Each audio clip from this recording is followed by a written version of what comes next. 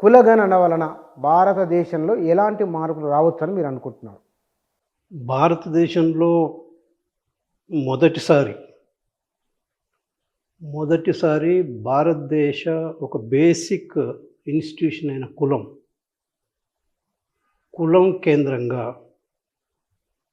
ఈ చర్చ రావడం అనేది భారతదేశ భవిష్యత్తు ఒక రైట్ డైరెక్షన్‌లో పోతుందని చెప్పి నేను అనుకుంటున్నాను. రైట్ డైరెక్షన్‌లో వెళ్తున్నాను. రైట్ డైరెక్షన్‌లో ఈరోజు వరకు కులాన్ని ఎక్కడనైతే డిబేట్ చేసినరో, కులాన్ని ఎక్కడనైతే పబ్లిక్ ఇష్యూగా మార్చినరో, ఎందుకంటే ఇదే ప్రధానమైన ఇన్‌ఈక్వాలిటీని ప్రొడ్యూస్ చేసే ఇన్‌స్టిట్యూషన్. భారత ప్రజల మధ్య అసమానతలను, అవకాశాలకు దూరం చేయడము, అభివృద్ధికి దూరం చేయడము, పూర్తిగా మార్జినలైజేషన్‌కు వెనుకకు నెట్టేయడానికి ఉపయోగించే ఇన్‌స్టిట్యూషన్ కులమే. మిగిలిన ప్రపంచ దేశాలలో భిన్నంగా ఉన్నప్పటికీ భారతదేశంలో మాత్రం ప్రధానమైన అంశం కులము. కులం కేంద్రంగా దాని కుల నిర్మూలన వైపు ఆలోచిస్తూ అది ఎగ్జామిన్ చేసినప్పుడు, విశ్లేషణ చేసినప్పుడు ప్రజల్లో ఒక స్పష్టత ఏర్పడుతుంది. దాంట్లో భాగంగా ప్రభుత్వం కూడా స్పందించే అవకాశం ఉంటుంది పథకాల రూపంలో. అప్పుడు ఇన్‌ఈక్వాలిటీస్ని తగ్గించే అవకాశం ఉంటుంది. కులాన్ని అడ్రస్ చేసుకుంటూ కులం ఒక హైరార్కికల్ సొసైటీ రూపం లోపల ట్రెడిషనల్గా వస్తూ వచ్చింది. ఎక్కువ తక్కువ, కిందోడు పైయోడు, తక్కువోడు ఎక్కువడు అనే ఒక రూపాన్ని కొన్ని వందల వేల సంవత్సరాల నుంచి ఈ దేశంలో ఉంటూ వచ్చింది. మొదటిసారి అంబేద్కర్ గారి నాయకత్వంలో వచ్చిన రాజ్యాంగం ఆ ట్రెడిషనల్ కాస్ట్ ఇన్‌ఈక్వాలిటీస్కు వ్యతిరేకంగా నేషన్లో జాతుల మధ్య, కులాల మధ్య, వర్గాల మధ్య ఉన్న అసమానతలకు వ్యతిరేకంగా ఒక ఈక్వాలిటీని సాధించాలి, ఈక్వాలిటీ కేంద్రంగా ఈ దేశం నిర్మించబడాలి, ఈ జాతి నిర్మించబడాలనే ఉద్దేశంతో తీసుకొచ్చిన రాజ్యాంగం 1950 జనవరి 26 నాడు వచ్చిన రాజ్యాంగంలో భాగంగా నిర్మాణం అనేది జరగాల్సిన స్థితి ఉండే. గత 75 సంవత్సరాలుగా ఈ అంశాన్ని చాలా వరకు నెగ్లెక్ట్ చేసిండ్రు, పక్కకు పెట్టిండ్రు. అది ఏ పార్టీ అయినా కావచ్చు. జాతీయ స్థాయిలో నాయకత్వం వహించిన పొలిటికల్ పార్టీస్, ఎక్సెప్టింగ్ కొంత సోషలిస్టుల నాయకత్వంలో, డెమోక్రాట్స్ నాయకత్వంలో వచ్చిన జనతా దళ్ లాంటి రూపం భిన్నంగా ఉన్నప్పటికీ మిగిలిన పార్టీలు మొత్తం బై అండ్ లార్జ్ కులాల మధ్య అసమానతలు పెంచుకుంటూనే పోయినారు. కానీ కులాల మధ్య ఈక్వాలిటీని సాధించడానికి వాళ్ళ ప్రయత్నాలు పెద్దగా చేయలేదు. చిన్న చిన్న ఎఫర్ట్స్ అక్కడిక్కడ కనిపించవచ్చు మనకు. కాంగ్రెస్ ఒక రూపంలో కనిపించవచ్చు. బీజేపీ అయితే స్పష్టంగా వాళ్ళకు ఇన్‌ఈక్వాలిటీ అది అది అది అది సహజమైనది, అది న్యాచురల్ అని చెప్పి నమ్మే సిద్ధాంతం. అంటే రాజ్యాంగానికి వ్యతిరేకంగా వాళ్ళ ఆలోచనలు ఉండే సిద్ధాంతం ఇన్‌ఈక్వాలిటీ కేంద్రంగా ఉండే ఈ కుల సిద్ధాంతం, కులాలను బలోపేతం చేసే సిద్ధాంతంలో భాగంగా బీజేపీ ఎప్పుడు హిందుత్వ రూపం లోపల ఈ అసమానతలను కన్సాలిడేట్ చేసుకుంటూ, పెంచి పోషించుకుంటూ, ఎదిగిన సామాజిక వర్గాలకు అవకాశాన్ని కల్పించుకుంటూ పోతూ ఉండే సిద్ధాంతమే హిందుత్వ సిద్ధాంతం. హిందువుల ఏకీకరణ, కులాల ఏకీకరణ, హిందూ జాతీయవాదం ఇది బీజేపీ లక్ష్యం, మునుపటి బీజేపీ కాదు అని కొందరు అంటూ ఉన్నారు. హిందూయిజం అనగానే అక్కడ బ్రాహ్మణిజం పెద్ద ఎత్తున పనిచేస్తుంది, అక్కడ మనువాదం పెద్ద ఎత్తున పనిచేస్తుంది. అది మనువాదం ఇన్‌ఈక్వాలిటీని ప్రమోట్ చేసే ఒక సిద్ధాంత భూమికతోటి ముందుకు వచ్చేది ఉంటుంది. కాబట్టి బీజేపీ ఏనాడు కులాలకు వ్యతిరేకంగా కుల నిర్మూలన వైపు ఆలోచించిన స్థితి లేదు. కులాలను కన్సాలిడేట్ చేసుకుంటూ వాళ్ళ supremacist mind set, brahminical forces supremacist mind సెట్ను అడ్వాన్స్ చేసుకుంటూ వాళ్ళకే అన్ని అవకాశాలను కల్పించుకుంటూ అధికారాన్ని వాళ్ళ చేతిలో పెట్టుకుంటూ ముందుకు పోతున్న సిద్ధాంతం అది హిందూయిజంలో, హిందుత్వంలో భాగంగా. హిందూయిజంలో అందరం ఉన్నాం, మనం అందరం ఉన్నాం. బీసీలు ఉన్నారు, ఎస్సీలు ఉన్నారు, ఎస్టీలు ఉన్నారు. కానీ బీజేపీ మాట్లాడే హిందుత్వ అది హిందూయిజం అని అనుకోవడం మన పొరపాటు. హిందుత్వం అనేది వాళ్ళకు ఒక అధికారాన్ని సాధించే ఒక సిద్ధాంత భూమిక. అది ఎదిగిన కులాలకు అధికారాన్ని అందించే సిద్ధాంత భూమిక. కానీ అది హిందూయిజం అనుకోవడం అది పొరపాటు. హిందూయిజం మనందరి జీవితంలో భాగమై ఉన్నది. మనం హిందూయిజంలో బతుకుతున్నాం. కాబట్టి వాళ్ళు మాట్లాడే హిందుత్వ అది మనువాది, ఎదిగిన కులాల కేంద్రంగా అధికారాన్ని నడిపించే హిందుత్వ అది.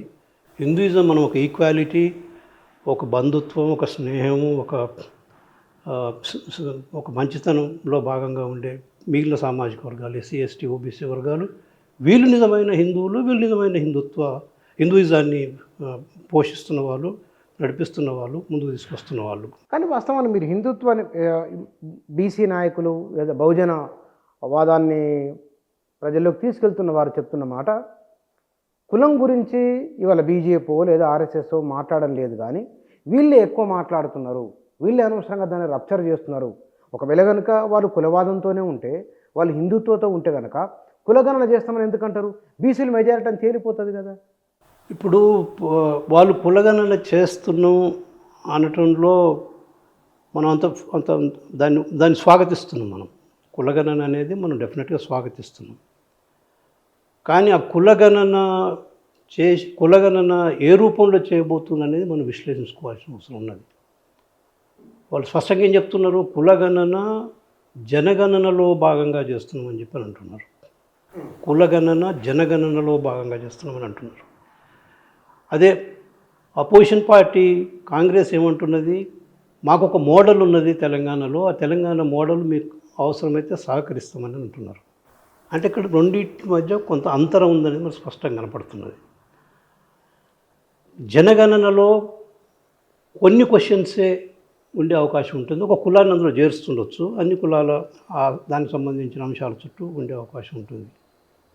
ఒకవేళ మనం టెక్నికల్గా ఒక నెంబర్ వైజ్ చూడాలని అనుకుంటే, తెలంగాణ రాష్ట్రంలో ఆ ప్రశ్నావళిని తయారు చేయడంలో మేము కూడా ఉన్నాం. అందులో ప్రశ్నావళి తయారు చేయడం లోపల మేమంటే ప్రొఫెసర్లము, కొంతమంది IAS officers, retired judges, engineers అందరం కూర్చొని మేము తయారు చేసి ఇచ్చిన ప్రశ్నావళి అది ప్రభుత్వ విభాగంలో భాగంగా వాళ్ళు తీసుకున్నారు. దాన్ని బై అండ్ లార్జ్ వాళ్ళు యాక్సెప్ట్ చేశారు.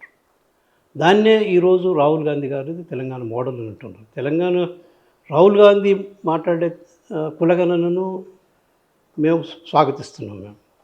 కానీ తెలంగాణ ప్రభుత్వం చేస్తున్న పద్ధతులు దానికి అనుకూలంగా లేదు అని చెప్పి కూడా మేము నమ్ముతున్నాం. సో రాహుల్ గాంధీ చెప్పే మోడలు ఇక్కడ సివిల్ సొసైటీ, అక్కడ ఆయన మాట్లాడే సిద్ధాంతం కేంద్రంగా మాట్లాడుతున్నాడు. కానీ ప్రభుత్వ పరంగా వ్యవహరిస్తున్న విధానంలో చాలా సమస్యలు ఉన్నాయి. అది వేరే అంశం. అయితే జనగణనలో కులగణన పెట్టినప్పుడు అది అరౌండ్ 30-31 క్వశ్చన్స్ ఉంటాయి. ఆ క్వశ్చనేర్లో, సెన్సస్ క్వశ్చనేర్లో, ప్రశ్నావళిలో 30-31 క్వశ్చన్లు ఉంటాయి. కానీ ఇక్కడ తెలంగాణలో మేము తయారు చేసిన, అంటే ప్రభుత్వం స్వీకరించే ప్రభుత్వం కూడా దాన్ని కాస్ట్ సెన్సస్కి ఉపయోగించుకున్నది. దీంట్లో 56 క్వశ్చన్స్ ఉన్నాయి. 56 క్వశ్చన్స్ ఉన్నాయి. ఇందులో ఉన్న క్వశ్చన్స్ చాలా డీటెయిల్స్తో కూడుకున్న క్వశ్చన్స్ ఇవి. ఫర్ ఎగ్జాంపుల్, ఒకవేళ జనగణనలో వాళ్ళు ఒకటి కల్టివేటర్సా, అగ్రికల్చర్ లేబరర్సా అని ఒక క్వశ్చన్ ఉంటుంది. అంటే వ్యవసాయ కూలీలా లేకపోతే వ్యవసాయదారులా? వ్యవసాయదారులలో వ్యవసాయం వాళ్ళకున్న ఓనర్షిప్ ఏ ఎక్స్టెంట్లో ఉన్నది అనేది కేంద్రం మాట్లాడే జనగణనలో దొరకదు. వాళ్ళు వ్యవసాయదారులు అని చెప్తారు, లేకపోతే వ్యవసాయ కూలీలు అని చెప్తారు. ఇక్కడ మేము ఏమంటున్నాం, ఒకవేళ నువ్వు వ్యవసాయదారుని అయితే నీకు ఎంత ల్యాండ్ ఉన్నది, నీకు ఎంత ఓనర్షిప్ ఉన్నది, 2 ఎకరాలు ఉందా, 5 ఎకరాలు ఉందా, 10, 20, 30 అనేది ఈ క్వశ్చన్ అందులో ఉండదు, జనగణనలో ఉండదు. తర్వాత మీకున్న అమ్యూనిటీస్ మీద ఒకవేళ మాట్లాడాలని అనుకుంటున్నాం అనుకో, ఒకసారి హౌసింగ్ డైమెన్షన్ వచ్చినప్పుడు వాళ్ళు మాట్లాడేది జనగణనలో, ఇక్కడ కులగణనలో మాట్లాడింది both by and large same. ఎందుకంటే పక్కా ఇల్లా, కచ్చా ఇల్లా అనేది అక్కడ అడుగుతారు, ఇక్కడ కూడా అడిగినారు. అది కాకపోతే ఇంట్లో ఉన్న అమ్యూనిటీస్ డైమెన్షన్కి వస్తారు, అక్కడ మిస్సింగ్ ఉంటుంది. అక్కడ నీకు కారు ఉందా, నీకు ఎలక్ట్రానిక్ గ్యాడ్జెట్స్, ఫ్రిడ్జ్ ఉందా, ఈ డైమెన్షన్స్ కూడా ఇక్కడ క్వశ్చన్స్ అడగడం జరిగింది. అది అందులో లేదు, జనగణనలో లేదు. సో జనగణనలో ఉద్యోగం గురించి అడుగుతాం, సర్వీస్ సెక్టర్ అని చెప్పి అంటారు అక్కడ. ఇక్కడ ఉద్యోగంలో మనం అడుగుతాం ఏ స్థాయి ఉద్యోగం ఇది. ఒక ఆఫీస్లో ఒక అసిస్టెంట్గా పనిచేస్తున్న ఉద్యోగం, ఆఫీసర్ ఉద్యోగం, ఆఫీసర్స్ లోపల ఇంకా పై స్థాయి ఉద్యోగాల, లేకపోతే ప్రైవేట్ సెక్టర్ ఉద్యోగాల, ఈ డైమెన్షన్స్ డీటెయిల్స్ అనేవి ఇక్కడ తెలంగాణలో వచ్చిన కులగణన క్వశ్చనేర్లో ఉంటాయి. ఈ క్వశ్చన్స్ అందులో ఉండవు. అయితే బీజేపీ మాట్లాడేది ఒక సెలెక్టివ్ పరిమితమైన క్వశ్చనేర్లో భాగంగా కులగణన అని చెప్పి వాళ్ళు మాట్లాడుతున్నారు. అందులో వచ్చేది మనకు వృత్తులు వస్తాయి, సరే మిగిలిన కొన్ని common parameters, male female, education, అవన్నీ వస్తాయి అందులో. వాటితో పాటు వృత్తులతో పాటు అంటే వాళ్ళు ట్రాన్స్పోర్ట్ సెక్టర్లో ఉన్నారా, మైనింగ్ సెక్టర్లో ఉన్నారా, అగ్రికల్చర్ సెక్టర్లో ఉన్నారా, అడ్మినిస్ట్రేటివ్ సెక్టర్లో ఉన్నారా అనే క్వశ్చన్స్ అక్కడ వస్తాయి. కానీ ఇక్కడ డీటెయిల్స్కి వెళ్ళిపోతాం మనం. వర్కర్ అంటే మనం గిగ్ వర్కర్వా? అక్కడ ఎందుకు మిస్ అవుతున్నట్లు కారణం ఏమిటి? అంటే మీరు అంటే ఇంకా ప్రొఫార్మా బయటికి రాలే కదా మనకు.